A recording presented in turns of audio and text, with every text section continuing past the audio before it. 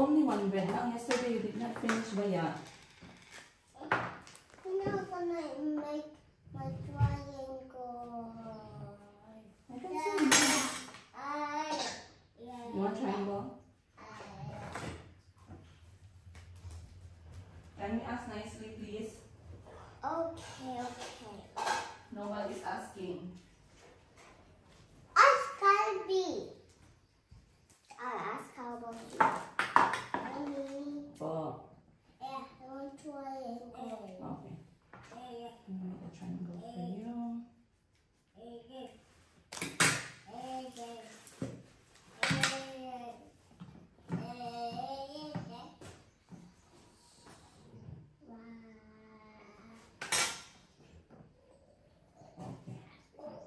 Abby, start eating. Abby, you will be late. Yeah, because you can finish chico pa na. So, I'm triangle muna. Then I'm going to add. Me? Once you are ready, I will add. Next, Louie.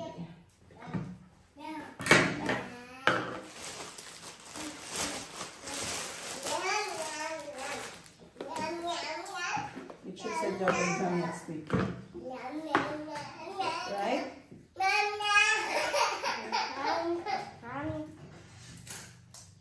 Yumi's turn. Wait lang.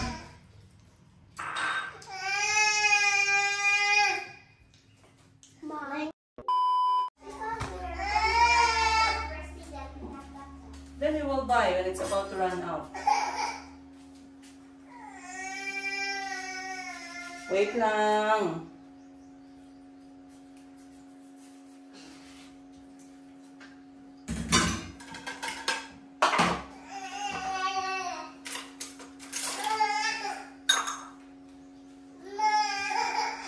Wait lang. I'm coming, Yumi.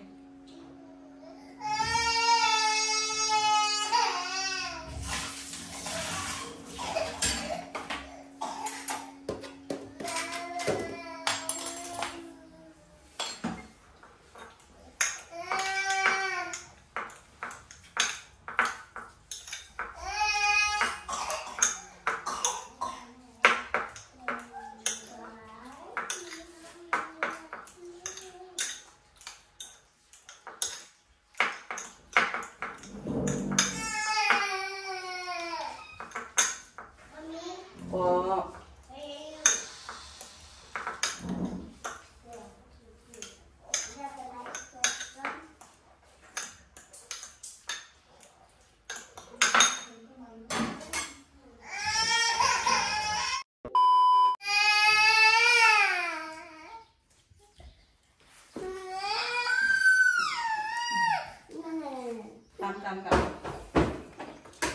Come. Hãy nghe. Và, mama, come. Come on. Come. Stop. 1, 2, 3. Oh.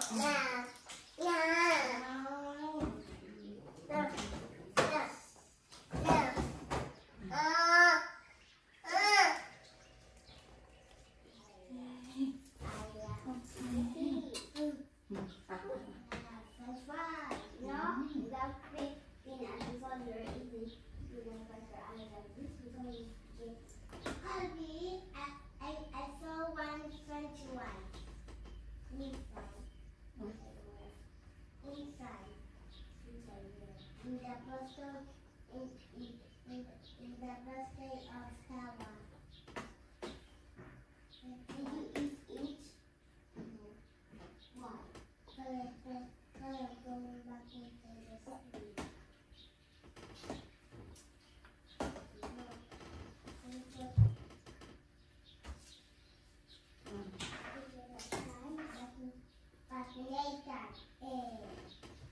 Eternity later. Good job. High five. High five. High five.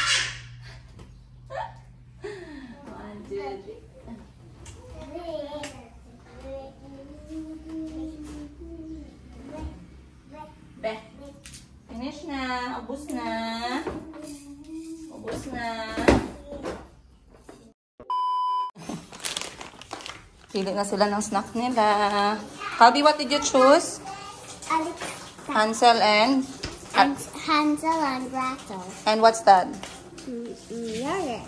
You read. Basahin mo. Yogurt green. What's that? What's that? Basahin mo yan. Basahin mo yan. Alaska. So, meron kaming box dito guys ng mga biskwit. At dito po sila namimili. Dito sila namimili ng merienda nila araw-araw sa school. So, they're allowed to pick one. Saan sa'yo, Chico?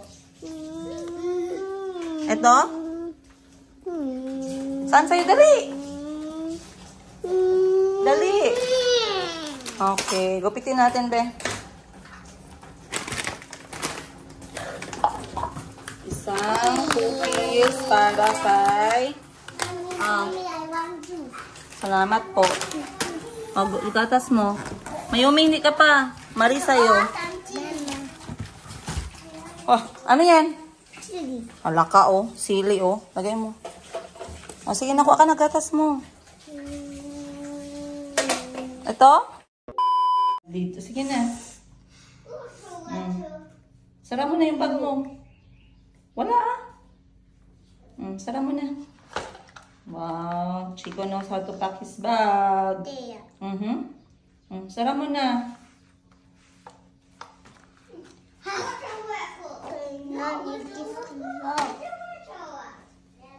Relax lang, good. Do you need my help? Huh? Do you need my help? Yes, I do.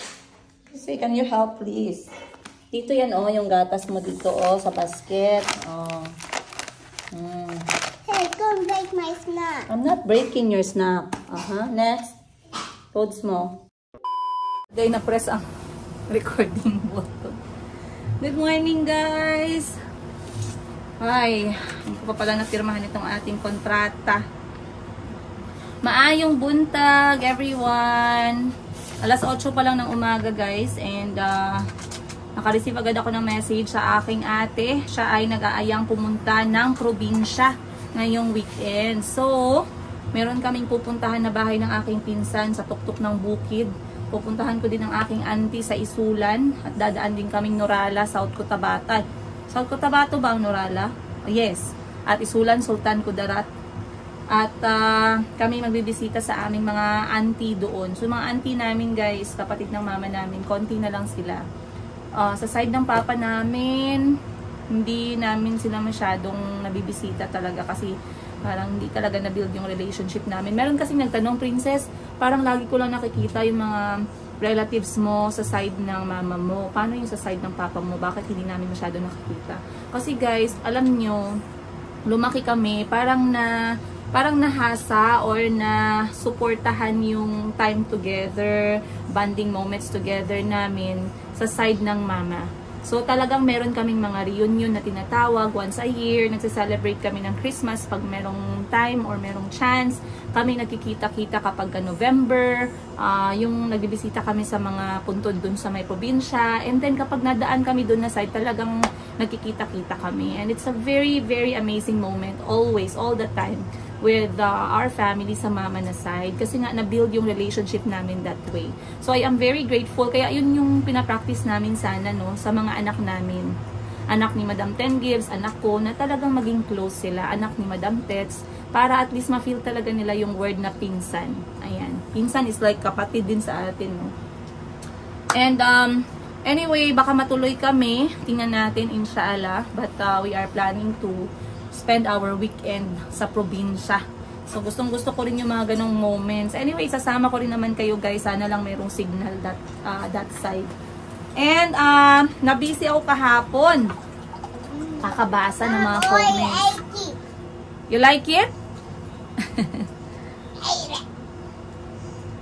You like kwek-kwek? What do you call it? It's? Huh? Minuk. Kwek-kwek. Yes, it's kwek-kwek, not minuk. So, nabisi ako kahapon kakabasa ng mga comments ninyo sa recent upload natin. So, I would like to read them, guys, and I would like to answer the questions one by one. Syempre, kasi para ano, para magkaalaman din tayo. Ay, okay. Hala po, 8:30 pa. Wala rin sa akin ang susi. Ay.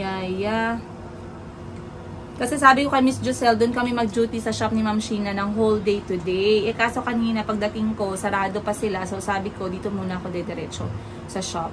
Kaya, si Miss Giselle nandun na. So, doon na lang kami magkikita-kita. After this, pupuntahan ko din siya dahil dapat mag-ano kami guys, marami kaming dapat gagawin doon. So, babasahin natin yung mga comments. Nadidistract ako kasi dumadaan lagi sa wall ko yung news about kay Barbie, kay Sunshine. And I'm really affected guys. Nanood nga ako ng nanood ako ulit ng Meteor Garden para lang makita ko ulit yung mukha niya. Kasi aminin man natin guys, or hindi, huwag na tayo magka-ipokrita. She has been a huge part of our childhood. I do remember I was in elementary guys, talagang hindi kompleto yung araw ko. Canceled lahat, basta Meteor Garden. So, sobrang nagustuhan ko talaga yung yung team na yun. And hanggang ngayon, talagang kinikilig tayo kay Dao Mingsu. Sana all. Alright. Anyway, let me start. Kasi ang daming mga reaction, iba't ibang klaseng reaction. Merong iba nagalit. Galit sila kasi feeling nila masyadong pakialamero yung iba. Feeling nila pinapangunahan ng iba yung desisyon ko. Guys, one thing I understood about the vlogging world, about being open to the public and sharing with you my life story is I should be able to accept your opinions. I should know how to handle your messages, your comments, regardless if they are negative or positive. I should be able to answer some of your question. Anyway, in the end, it's up to me how much I'm going to tell you, how much I'm going to share. So, merong iba na galit sila kasi yung iba daw, grabe daw mag-comment, pala decision daw, halos kung mag-comment daw sila, parang wala na daw akong sariling utak. Siyempre, normal lang yun guys. At siguro relatable. Nakarelate sila. And they're putting themselves in my shoes. Kaya, ganun yung sinasabi nila. Pero let's go back. At may natutunan tayo. Lengua de gato pala is cat's tongue. Hindi pala language de gatas. Sabi ko language yung lengua, tapos yung gato gatas. Ang layo. Maraming salamat sa lahat na nagturo sa atin guys. May natutunan tayong Spanish. Oh, Spanish ba yun? Okay. May nag-comment dito si Virginia Cruz. Sabi niya, kailan kayo makikita ni Maninay Caleb? So si Eileen Caleb po yung sinasabi ko sa inyo. Meron kaming kailangang pag-usapan at meron kaming tatapusin once and for all. So, nag-message ako sa kanya. Actually, nag-message ako sa kanya. Nasa Uganda pa tayo eh. So, nalaman ko na nandito siya. Minessage ko siya ulit. Hindi pwedeng hindi kami magkaharap. So, sa lahat ng mga nakakakilala dyan kay Eileen Caleb, paki-hi ako sa kanya. Pakisabi na see her soon. Sabi niya, sana magkita kayo ni Maninay Caleb. Good luck sa businesses mo dyan. Napaka-mindful talaga, selling, diskarte at lakas ng loob. Wala tayong choice. Kailangan malakas yung loob natin. kasi kailangan din nating kailangan nating, hindi ka pwedeng maging guys, hindi ka pwedeng maging tindera kapag hindi malakas yung loob mo. Kundi lagi kang iiyak. Next, kay Ma'am Army Salibio, sabi niya, sige Ma'am Princess, gusto ko magkita kayo ni Eileen Caleb. Nag-follow din kasi ako sa kanya. Nagkita na daw sila ni Madam Ten Gives. Kasi, that time na dumating nandyan si Eileen Caleb, nasa isang party sila na invited kami at si Madam Ten Gives. Unfortunately, I was not able to attend because I had to be at Mount Apo that time with my son Kahil, and you guys were updated when we went there to attempt to reach the summit of Mount Apo. So on that day, 29th, I believe, dun din na araw yung party. So Eileen Caleb and my sister Madam Ten Gives, they actually met. But I was not able to attend the party, so hindi talaga kami nagkita. Pero ngayon, sabi ko kung nandito ka pa sa Pilipinas, kailangan nating magkita. Kailangan nating mag-usap. Ganun talaga. So, tingnan natin kung anong sasabihin niya. Guys, kung magkikita ba talaga kami, watch out. Ayan, watch out. Abangan ninyo. Next, Sabi ni Kate Boy, I support your decision. You and only you can make that call. It's about allowing the father of my children to finally come and see them here in the Philippines. It's good to know that he is at least doing something para may contact sa mga bata. And sana magising siya. Tagalogin lang natin kasi nandyan ang anak ko si Chico. Sana magising siya at mag-start na siyang magsuporta. Sana, kung gagawin niya yan, it will help in mending your heart. Mending my pocket, not my heart. Let's pray that he's gonna do the right thing. Maraming salamat, Ma'am Katie Boy. Joke lang yun, Ma'am, ha. Salamat po sa comment ninyo. Ma'am Gina Sasuman, tama po kayo. Kung gusto niya makita yung anak niya, siya yung mag-effort pumunta ng Pilipinas. Mas safe sa Pilipinas kapag sa Pilipinas sila nagkita. Bakit sa Pilipinas? Like I said, guys, Africa or Uganda, to be specific, has a very different law. They have a different law when it comes to family. They have a different law when it comes to children. At ayokong malagay sa alanganin na kapag ka, that's not ours. Throw it in the bin. It's dirty. Ayokong malagay sila sa alanganin at baka mamaya, kasi hindi natin alam kung anong pwedeng mangyari. At yung tatay, At yung tatay nila ay merong mga pamilya doon. So hindi ko alam, baka mamaya, alam nyo na. Hindi naman sa masyadong pagmamalaki guys ha, pero yung dugong Pilipino po talaga ay apakasikat. Hindi ko alam kung nasaan kayo na abroad ngayon, pero kahit sa Africa po, well known po yung mga Filipinos, yung dugong Pinoy. So having, yung mga anak ko alam nila na half Filipino. So ayoko malagay sila sa alanganin. Kaya mas maganda na dito na lang sila sa Pilipinas. Sabi ni Ma'am Angelique Rapada, God bless ma'am, tama yung desisyon mo. Siya dapat yung pumunta sa Pilipinas. Kung gusto niya talagang makita mga bata, dapat mag-effort. Dito lang kami makikinig sa'yo. Much love. Maraming salamat ma'am. Sino pa ba dito? Si Ma'am Dayan Calixtro, lagi po nagko-comment si Ma'am Dayan, maraming salamat po. Sabi niya, dapat talaga kasama sa kondisyon na kasama si Nasri at Ali pag pumunta siya. Hindi ko siya pwedeng pilitin. Wala tayo sa posisyon para pumilit ng tao, alam niya yan. It depends on the finances and it depends on sa tatay kung sasama niya ba yung dalawa. But I am hoping na makapunta yung dalawa. I am always hoping. Kahit na si Kuya Nasri guys, kahit na si Kuya Nasri lang mag-isa, talagang pinipray ko na sana makaabot siya ng Pilipinas para magkasama yung mga kapatid niya. Kahit dito siya mag-aral goes, no problem. Walang problema. Next is Ma'am Fatima Abdullah, tama Jane, for your children's safety, siya lang sana yung pumunta dito sa Pinas, wag na sa ibang lugar. I salute you for being a good and responsible mother and hardworking. Thank you and take care, watching from Singapore. Shout out sa lahat ng mga Filipinos working in Singapore. Maraming salamat po. Then, Ma'am Nelda Villamor, Eileen Caleb, siya nanonood ako at sinabi din niya na nag-message daw kayo at magkikita. Excited na ako makita mong doon. Ay! Sinabi din pala ni Eileen Caleb. Yun, so ibig sabihin nakikita talaga kami. Agoy. Okay, magpupunuan pala tayo dito ng kwentuhan guys kasi magkakaalaman tayo kung bakit nga ba. Bakit atat na atat kaming magkita.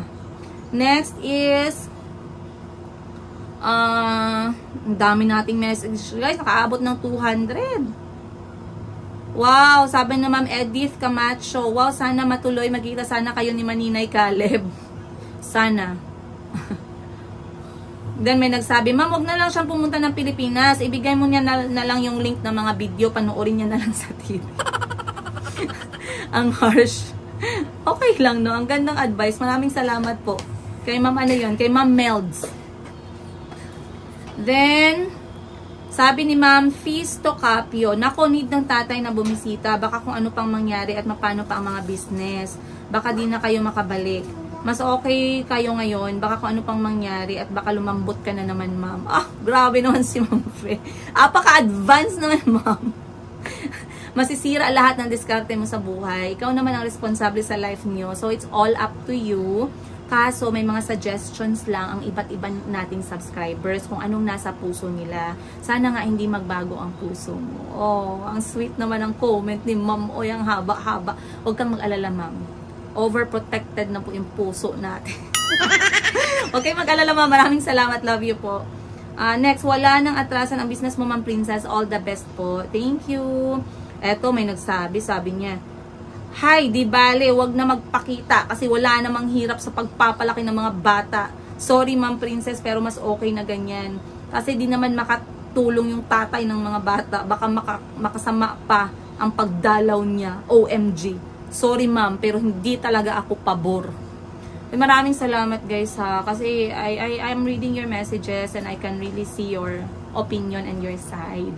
So, naiintindihan ko po yung inyong mga hinanaing, mga hinanakit ninyo, mga galit ninyo. Yung iba naman sobrang sweet, sabi, kinikilig kami, Ma'am. Kinikilig talaga.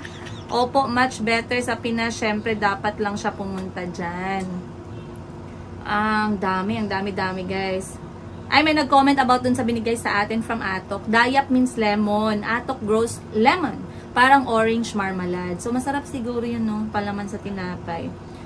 May nagtanong sa Via Dangwa, how much naman ang monthly rental mo dyan sa laundry shop? Ang monthly rental natin sa laundry shop, guys, ay 8,000 pesos, says. My budget for the rent actually is 5 to 6 lang kasi hindi tayo nakahanap. So, eto yung pinakamura so far. 8,000 yung monthly natin. Try natin talaga ma-cover yung mga expenses. Ay, sabi niya yung dayap daw pwede daw sa ubo at sipon, ilagay sa maligamgam na water.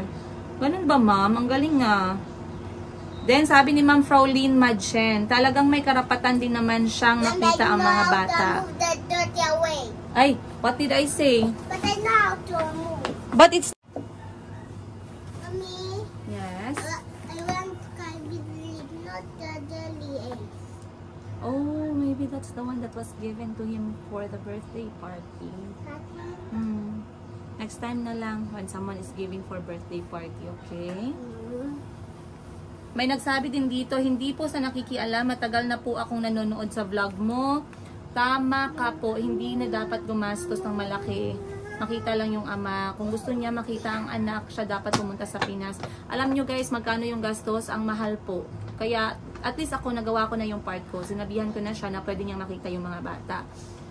Whatever, kung ano man yung gagawin niya after niya mabasa yung message ko, bahala na po siya. Basta meron siyang go signal na makita yung mga bata at makasama. So normally guys, kapag may bakasyon yan siya sa trabaho, if I'm not mistaken, kung the same pa din yung trabaho niya, at least nakakaalis siya ng 1 linggo. So makasama niya mga bata 1 linggo, okay, go, walang problema. Then meron dito nagsabi, Madam Princess, good idea. Iyan, kung willing talaga siyang makita yung mga anak niya, sana totoo na yan. Baka naman hanggang salita lang, wala namang gawa. Magpatawad ka lang at hayaan mo na siya. Importante, nasa sayo lahat ng mga anak mo. I like that. Maraming salamat, Ma'am Simply Marge. I love your comment.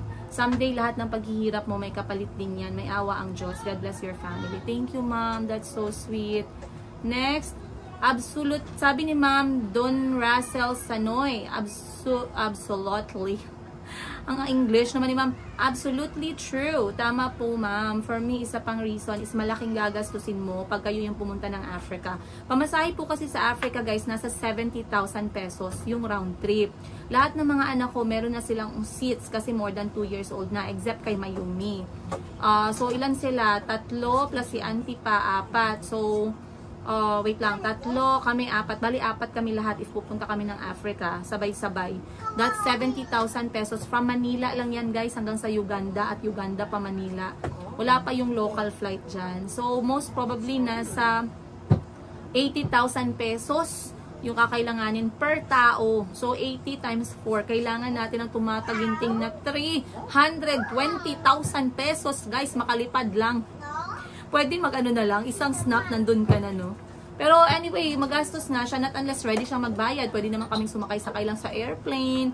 Tapos i-side trip niya na lang din kami sa South Africa, tsaka sa Morocco, ganyan.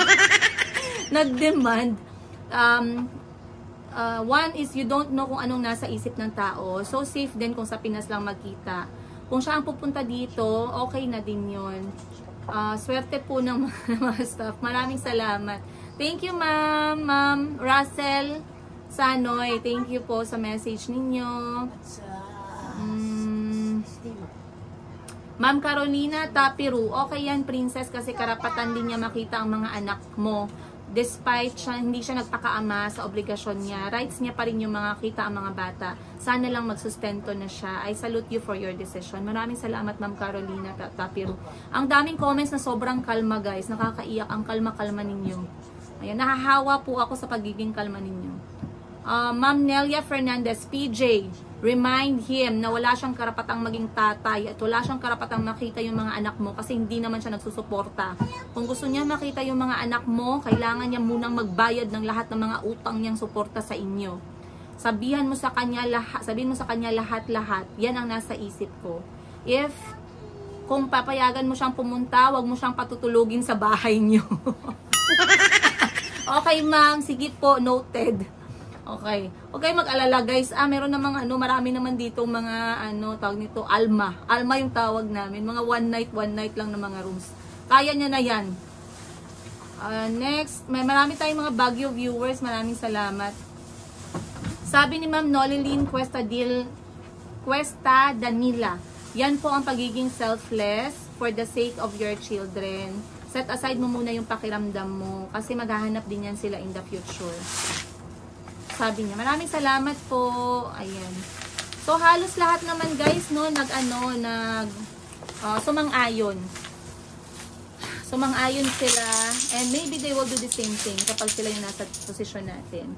But anyway, like I said, wala namang masama kasi few days lang naman. Kung ano man yung klaseng buhay ang gusto niyang buhayin sa sarili niya, hindi naman yun makikita at makukuha ng mga anak ko sa ilang araw lang. Ang importante ay lagi kong kasama yung mga bata. Kasi nagkaroon ng time na nagsulat siya sa akin, na na-receive ko. Siguro, ang pagkaintindi ko dun sa email niya is talagang ginugusto niyang pahirapan ako kasi gusto niya i-give up ko yung mga anak ko. Gusto niya na mahirapan ako para ibalik ko sa kanya lahat ng mga bata. Gusto niya na sumuko ako kasi gusto niya na bumalik kami ng Africa at lahat ng mga anak ko ay either iwan ko dun. So, alam naman natin, guys, na that is zero chance na mangyayari. Kaya, I'd rather be alone and doing my own thing rather than yung thoughts pa lang, guys, na hindi ko kasama yung mga bata. I can't even bear that. How much more doing it? Yeah. So anyway, if ever man napupunta ako ng Africa, marami ding nagalit sa akin kasi bakit daw ako pupunta, mga bata, mapapahamak. If ever pupunta ako ng Africa, guys, there's a huge chance na ako lang po yung aalis kasi meron lang tayong aasikasuhin. Ang mga anak ko ay dito lang sa Pilipinas. Katulad ng sinabi ko, enough na sinabihan ko siya na welcome siyang bumisita at makasama yung mga bata dito sa Pinas. Para makita niya at makasama niya kahit konti. Kung ano man yung gagawin niya para mangyari yan, wala na po akong pakialam. Kanya na po yan. Desisyon niya na yan. Bahala na siyang mag-budget sa sarili niya. Bahala na siya sa lahat. Matanda na siya. Kaya niya na yan. At if ever man na tayo ay babalik ng Africa, most probably sabay na kami ni Auntie Christine. Sana, inshallah. Hanapan lang natin ng pera muna kasi mahal yung pamasahe. Mag-iipon muna ang all. Kasi alam ko miss na din ni Auntie yung mga pamilya niya, yung mga anak niya. Kasi pangarap namin ni Auntie maisama yung 2 anak niya dito sa Pilipinas at dito na mag-aral. Kaso nga marami pa tayong kailangang isipin na gastusin. Yung pamasahe nila, yung work permit nila, work permit ni Auntie. Hinahanapan ko ng paraan. Yung 2 bata, kailangan nilang pumunta dito, kailangan ng pamasahe yun. Mag-aaral sila dito, so visa nila, ang daming kailangang isipin. Hindi po siya basta-basta na responsibilidad. So, hindi ko sigurado if kakayanin ko lahat yan, knowing na medyo alanganin po yung posisyon natin ngayon. Pero yun yung prayers ko para kay Auntie, na makasama na niya yung mga anak niya. Kasi sa pusong nanay, guys, yun lang naman talaga yung hinihiling natin. And I know it will make Auntie Christine extremely happy kapag number 1, makakuha siya ng work permit. Number 2, sa pagbalik niya sa Africa, ay makakasabay niya na yung mga bata sa pagpunta dito sa Pilipinas, makakasama namin sa bahay, at makakapag-aral sa isang Filipino school or university. And of course, there's a big chance na makapagtrabaho din dito pag dito sila na-graduate kasi matatalino po ang mga anak ni Auntie Christine. Ayun. So maraming salamat you guys. Ako po'y aalis na. Pupunta ako sa kabilang shop. Gusto ko lang talaga makipag-chikahan sa inyo ngayong morning dahil natuwa ako sa mga comments ninyo. Kahit na may mga galit dyan, ingatan nyo po yung puso ninyo. Huwag masyadong magpa-high blood. Alam nyo, marami pong namamatay na mga hayop ngayon dahil sa stress. Huwag nyo nang dagdagan. Mahirap ma-stress ngayon guys, nakakamatay. Ayun, maraming salamat you guys. Mahal na mahal namin kayo. We love you very much. And I hope you guys will still go with us in every journey na pupuntahan namin sa bittersweet na kwento ng aming buhay, ng buhay namin ng mga anak ko. And of course, if ever I'll be in Africa guys, samahan nyo pa din ako. Marami tayong gagawin doon. And yeah, magkakaalaman kung bakit nga ba tayo babalik ng Africa anytime soon. Maraming salamat everyone. Much love from Princess Liga. I'll see you on the next one.